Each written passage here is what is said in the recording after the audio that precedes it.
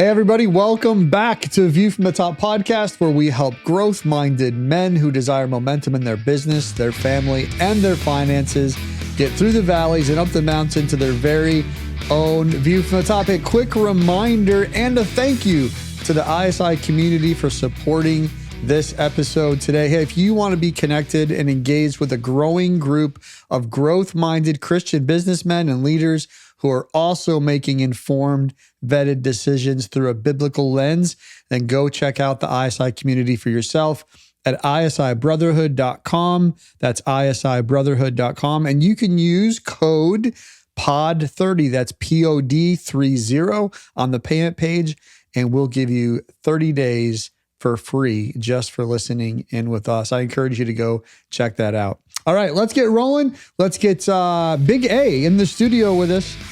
Big A, you ready to roll? Come on, Wally. Man, I'm doing good today. It's really good. It's a beautiful afternoon, and I couldn't be happier to be here. So good to see you, man. Hey, what about Aubrey's volleyball game the other night? That was fun, wasn't it? We got to participate in my granddaughter's volleyball game together. And, you know, I got to ask you an accountability question, though. I offered you some chocolate. I'd stopped and bought some chocolate, and you turned it down just that quick. Well, 5 minutes later, looked up and you're eating a bag of potato chips. Like, what was that about? Chocolate. Okay, I know it was probably worse for you than the chocolate would have been. I was like, what is he doing? It's so funny. Well, okay. So first of all, you offered the chocolate and I was like, I can't eat that. Like, I didn't expect that we were going to be there that long. Yeah. In my brain. So like, I was like, I can't eat chocolate. We're going to eat dinner in like an hour and a half. And so we had to stay a little bit longer, which was totally fine. And so I needed something or else I was going to eat the chocolate. And I heard you took care of the Greek dinner that you had afterwards. Pretty good, though. That Greek dinner was legit, man. That was a great place. Bill, my son-in-law, said he had a 18-inch long it was burrito like a Greek or burrito. Whatever it was. He said he couldn't eat but half of it. Yeah, it was good. It was that good. Is Yeah, so good. It's I will say, like, if we obviously worked together, either founder of, Iron Sharpens Iron and View from the Top. And I came on a few years ago and our families have become intertwined, over the years. Your daughter became good friends with my wife and they're still good friends today, but she married my brother. Isn't that crazy?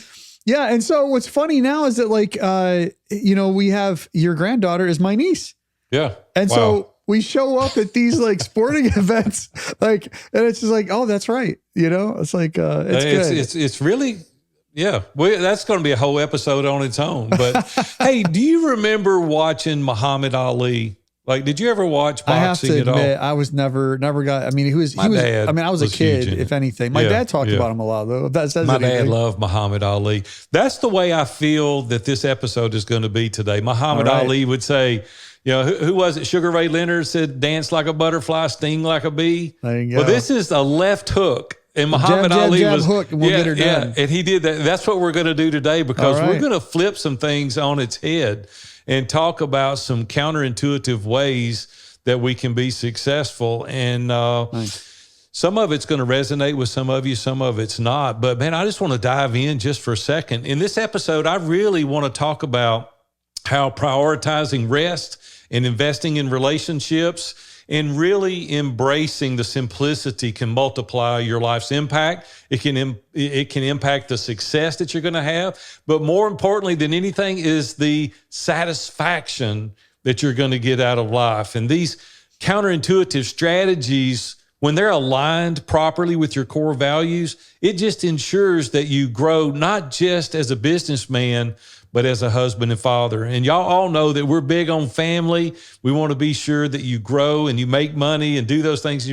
But man, we don't want you to do it at the expense of your family. And so I thought it'd be really cool today to talk about some of these counterintuitive ways that we can really kind of 10X our lives, if you will. Nice. Because a lot of times you think about 10X as like just straight up hustle. Money. Yeah.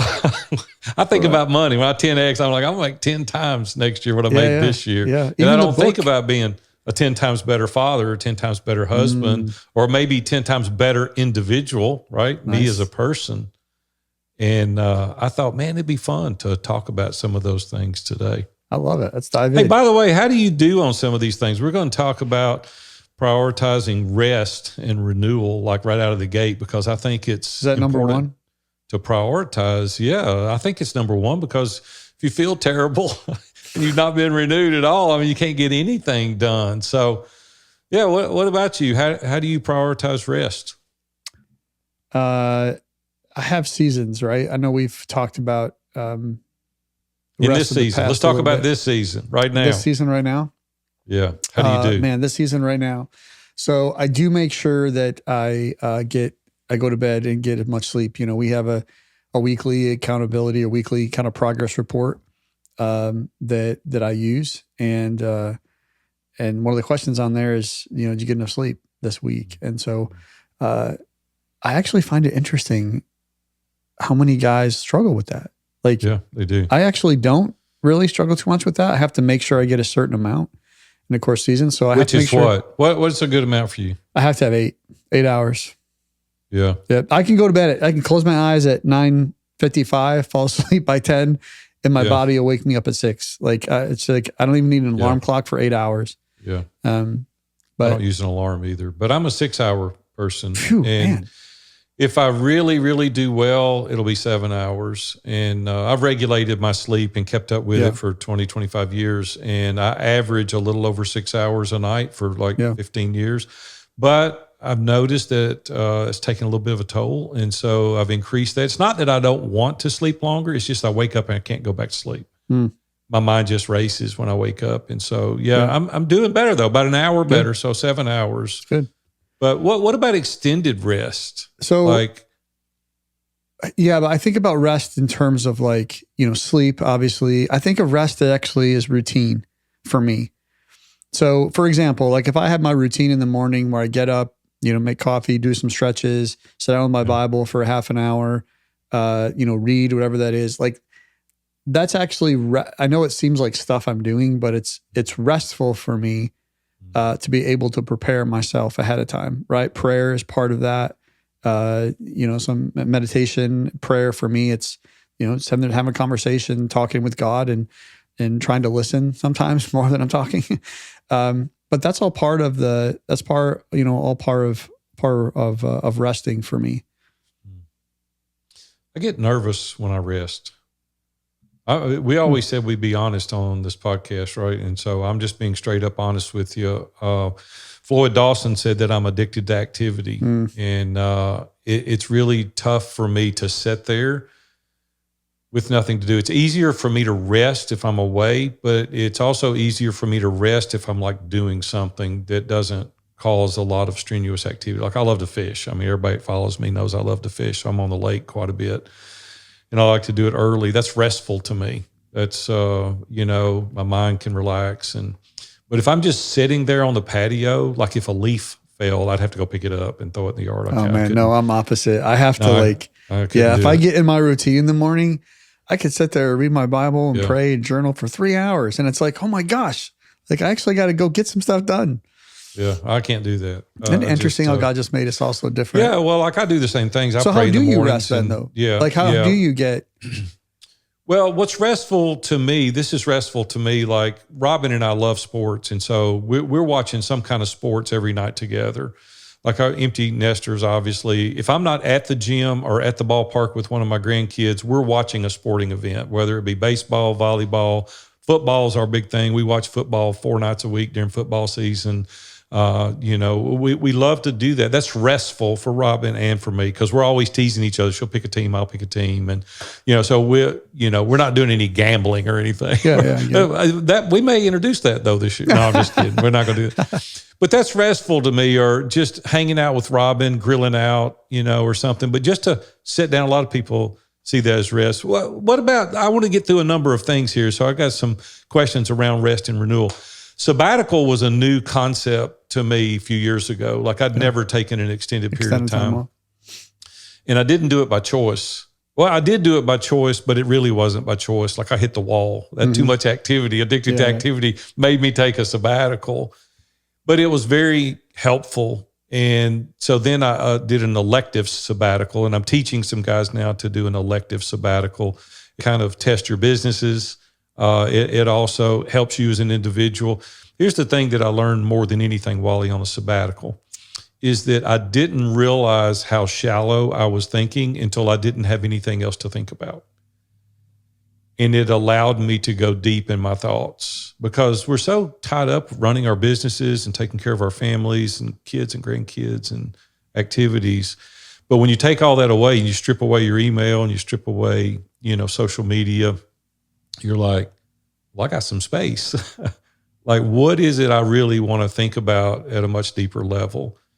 And to your own admission, when I came back, I was different and I did some things differently and I made some really hard choices.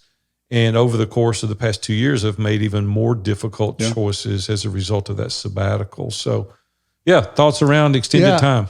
I think of, when we're busy all the time, just constantly going, I think we essentially, they're like, building blocks. But we still yet at the end of the day only have so much capacity.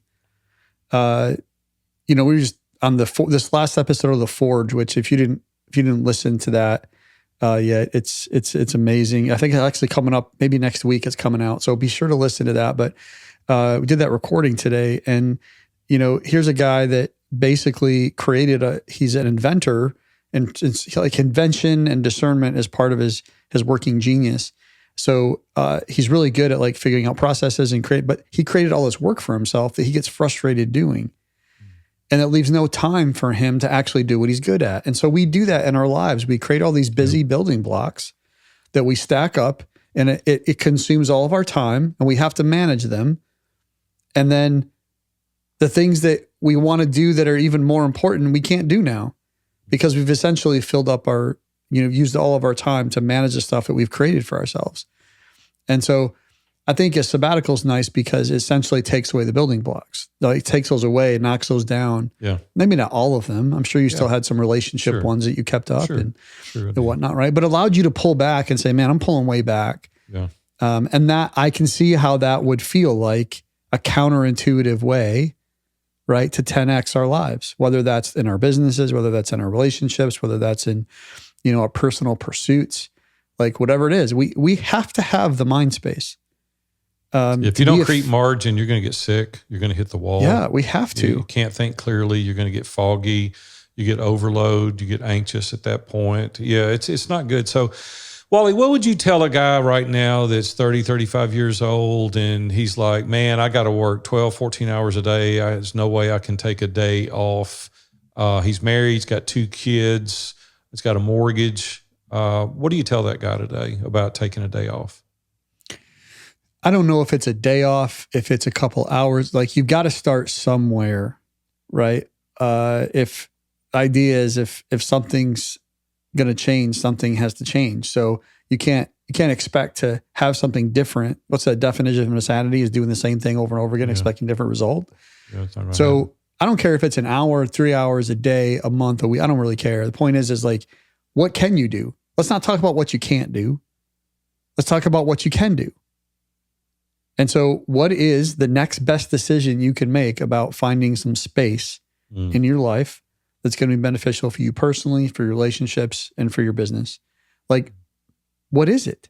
Don't just let this pass by. I encourage you right now. If that's you right now and you're like, man, I'm burning the candle at both ends, blah, blah, blah, blah, blah. I got, blah, blah, blah. I'm telling you right now, man, what is there a quote, something about like if the enemy can't make you something, he makes you busy. If he can't make you bad, he'll make you busy. Yeah, if he can't, think about that for a second. If the enemy can't make you bad, he'll make you busy. Yeah.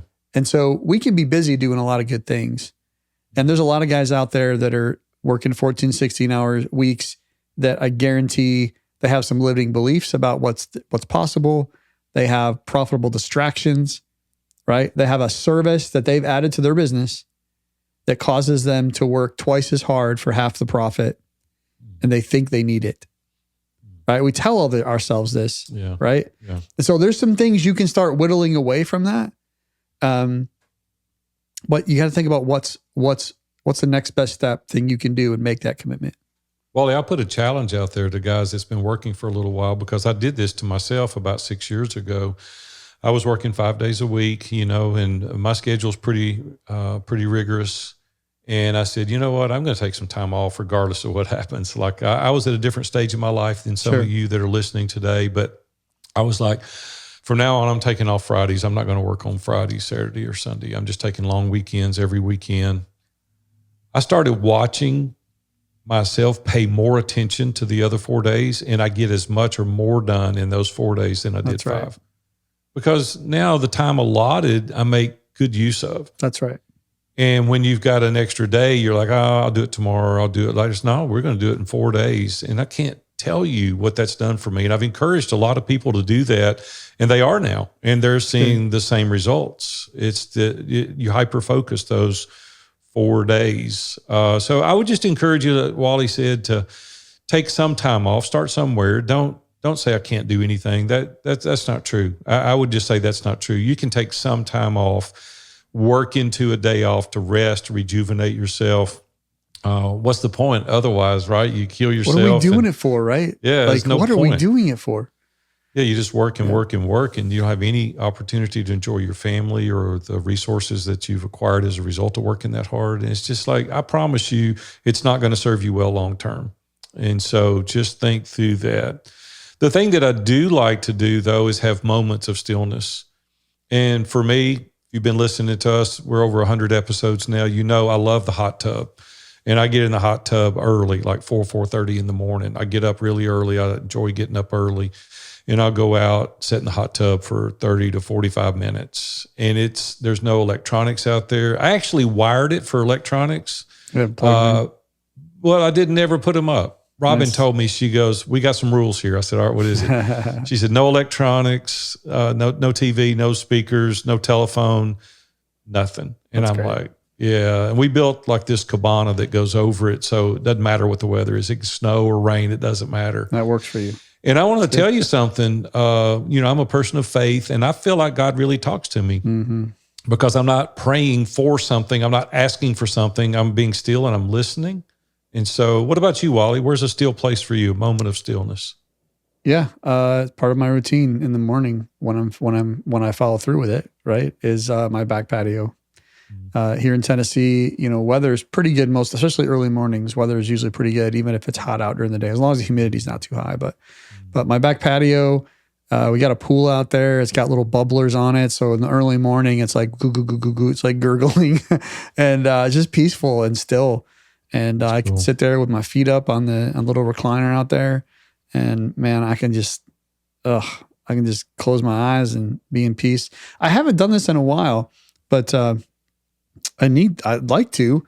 I just haven't made a priority is ride my mountain bike. I haven't done it in a couple months, and fall's coming up. So I need to get it on the calendar and I'll follow through. But I like being on my mountain bike and just riding and, talking to God and listening and it's pretty good. So I enjoy Wally, that. I don't know if this is possible. I'm asking you to do something publicly that I don't even know that we can do, but I've got a real favorite video of mine of you riding your mountain bike. Can we put that in the show notes? Is that possible for somebody to see that? And you'll see how much he enjoys riding this bike. It's just, I'm not even going to spill the beans. You can't even tell. You can't even tell.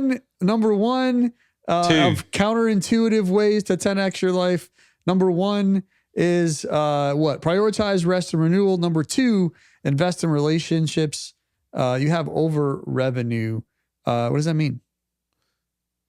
You're trying to get away from the mountain bike thing, and I'm not going to let that go for a second. We're going to have to put that link in there, and then we can have a fun time of conversation around it. So you listeners out there, you be sure and email us. He'll give you an email address requesting that video.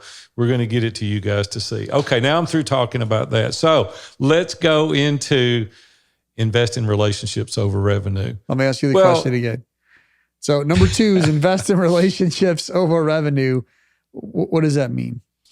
Well, it's our first core value. Relationships matter most. I mean, there is nothing more important than the relationship, right? People ask me all the time, Big A, what's your secret sauce? All these businesses you've owned, like what has been really important to you? And I say, it's the relationship. They're always expecting me to say, if you do this, you'll make more money. And I'm always like, you got to pay attention to the people. Because if you invest in the relationship, the revenue will take care of itself. If you'll stay busy trying to serve people, the revenue will take care of itself. Don't think how to make the sale. Think how I can add more value. What is it that I can do to change Wally's life or Bobby's life? Or what is it that we can do here? What is it that I can do to connect him? What are the resources I can give him to help him? How can I encourage him? How can I challenge him? What other products, if I'm a product guy, like what more could I do? Dan Miller, everybody knows I love Dan Miller. Dan died this past year, and we lost a great one in him. But he would always talk about adding a little extra. And we were in a mastermind together for 2 decades. And so I would see him always want to add a little extra, like here's a white paper, here's a link to this. He had these boxes that he would put his book, 48 Days to the Work You Love, in, and he would put 48 mints in the box because 48 days. So, and I'm like, Dan, he goes, hey man, you got to give extra. You always got to be thinking about the relationships. And Dan did well financially and the revenue came. But I just think it's really important that we really focus on the relationships. That's in our family, in our businesses, everywhere we're at. If we'll just focus on the people, the revenue will take care of itself. But what does that mean though? Like we're saying this is a counterintuitive way to 10X. Right. So like, I'm just going to challenge you for a moment. Like, sure. How does relationships matter most? Like, yeah, the revenue will come, but how is it 10X? Like what 10X, but it doesn't necessarily, it's not a numeric value that we can place on it. 10X for me is just greater than, it's better. And so for me, the relationship, you're counterintuitive because most people are looking to cut. How can we cut this out? How can we maximize our profit? What is it that we can do to make a little bit more money? The sole focus historically has been on the bottom line. What are our margins? How can we make more? How can we add 1% or 10%? It's like, well, wait a minute, hold on. This is counterintuitive to the way most people think, but it's like, what if we go above and beyond and we do something that's outstanding? We do something better than the competition in regards to customer service, caring about individuals. Now there's a novel idea, caring about people. And I think it's a lost art. I think it's something that's forgotten oftentimes today. And what I've seen as a result of that in every business I've ever owned, when you do focus on that, you feel better about yourself.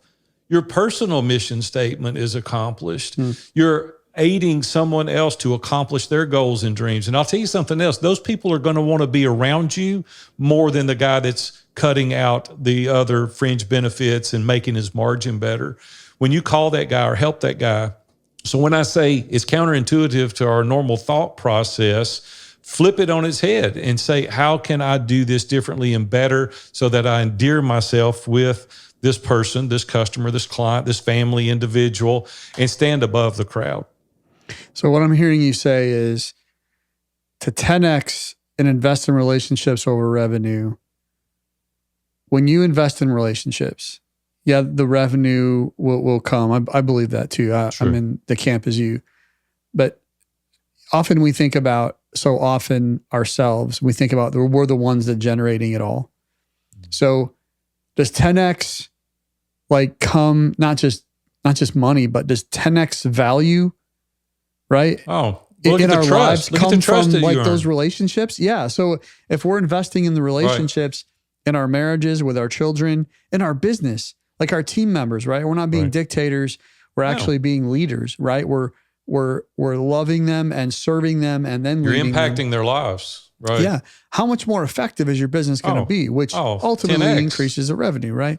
If you treat customers with respect, right, and you invest in the relationship in a customer, right? Like they're the ones that are spending the money. So the better you do that overall, it doesn't have to all be you. That's the point. Like in the relationships, you're going to have people in your business. You just build a culture of that, then everybody around you wants to do those things. And your businesses are going to grow when people know that they're valued way beyond any financial transaction. And you're like, you really care about me. You care about me as an individual. You're giving me extra. Like, why are you doing this? Because you matter. Relationships matter most. And if you want a 10X in any area of your life, you'll do that. I know we're running out of time, but listen, relationships are the real revenue. Just quite honestly, if you think about that, that's the real revenue that you're going to capitalize on long term. I mean, you're going to always be able to call that person, talk to that person. They'll do favors for you. They'll help you. They'll walk with you. They'll encourage you. They'll be by your side. They'll take up for you. They'll defend you. They'll do all these things if you put the relationship. I just want to jump in here real quick on that one. That you often will point out something that I've done well. And I'm grateful for that. I'm appreciative of that. You do it on the podcast often. I don't often give you a return, not because you don't do things well. It's just that you're a much nicer person than I am. But I do want to point this out right now, is that you do this really well. And I was actually thinking a couple of weeks ago, I was doing something, taking a walk. I've been trying to walk at night. And, I have great friendships. ISI especially, Mastermind, has really helped me develop some deep relationships. And it's helped me look beyond my own walls and even connect with my neighbors more. And so I'm very grateful for building some good relationships there. But I have not, over time, what I would say, built up a lot of relationship capital. And not that I want to go spend it. That's not the point.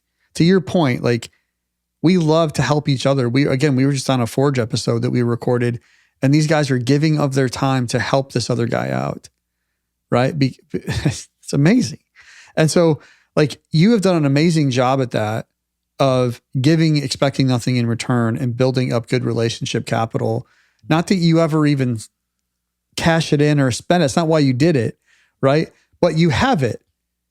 And what's interesting in some ways, I find that, like, a little bit of selfish in a way. Like, I realize I haven't always done a great job at that. And I look at somebody like you and go, wow, you have. There are times when you have lent your relationship capital to me. And I see you doing that with other people.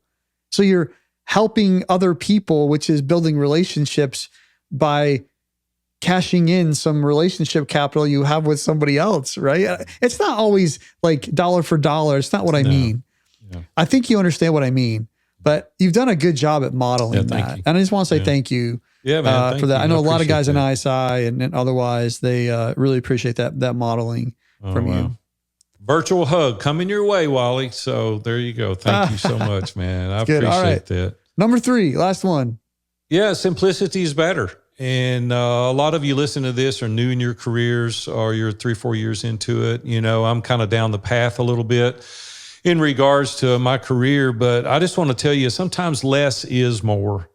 When you really prioritize what's important in your life, and you think through how I can be, an inch wide and a mile deep. A lot of people I coach, a lot of people I see are an inch deep and a mile wide. They're trying to accomplish so much. Then they have a sense of frustration. They don't really accomplish anything to any magnitude in any area of their life because they're spread so thin. So I just want to encourage the listener, instead of adding more tasks or commitments or goals to your life, why don't you strategically eliminate what doesn't align with your core mission? And when you start thinking through what it is that you want to accomplish, I've got a friend of mine that quits something every month. And he continues to narrow his focus and only do the things that are really moving the needle, making the impact. By simplifying, you really focus on what truly matters, and you amplify your impact in those areas. And so we don't have to accomplish everything. We don't have to appease everyone. We don't have to do those things. It's like pray through, think through, create the vision, and what is it that matters in your life, narrow the focus, and then go, I'm going to be amazing at that. And so I think if we do that, we'll come to the same conclusion that simplicity is really better, and you can be more impactful. So I want to just point out, I just realized this, how all 3 of these counterintuitive ways to 10x your life tie together. So first one being rest and renewal, right? We take a moment for ourselves to be able to get our head screwed on straight and realize what's important for us. And we're going to naturally invest in relationships next, right? And then simplicity is better. I see this often when guys start trying to create goals for the first time, or they're like, hey, my marriage isn't, I need to spend some time on my marriage. Like, okay, so what's practically you can do? And they give you a list of like 20 things. It's like, no, simplicity, right? Like if you have a good relationship with your wife, if you've worked at that, you can ask her, like inappropriately ask her what's important to her. With your children, ask them what's important, right? Then do those things, not 20. Right. They're never going to say do 20 things. They're going to give you 2, maybe 3 with your team members and your customers. Same way. If you've got a relationship, you can ask, hey, what's important to you? Do those things. Don't do the things you think are important.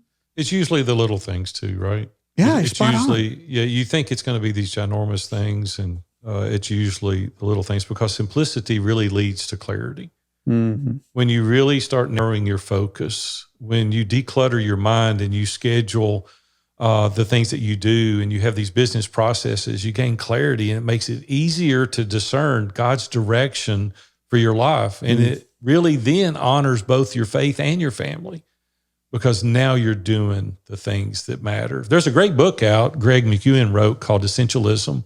It's been around a long time, but if you haven't read that book by chance, I would encourage you strongly to get a copy of that book. But, Wally, I just thought it'd be cool to talk about these things that are counterintuitive to what most people are talking about, just to kind of reorient our focus. And it was a shorter episode today, and that was by design. We wanted to just come in and say, hey, you guys think about some of the things that you're doing that you could simplify your life. I want to challenge you to kind of rethink the way you approach growth and the success in your life as you're planning out your strategy and your vision.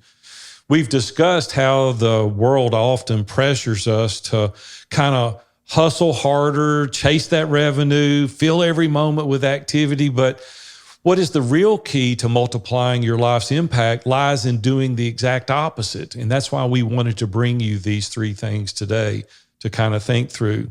First, you want to prioritize rest and renewal. Then you want to invest in those relationships over revenue.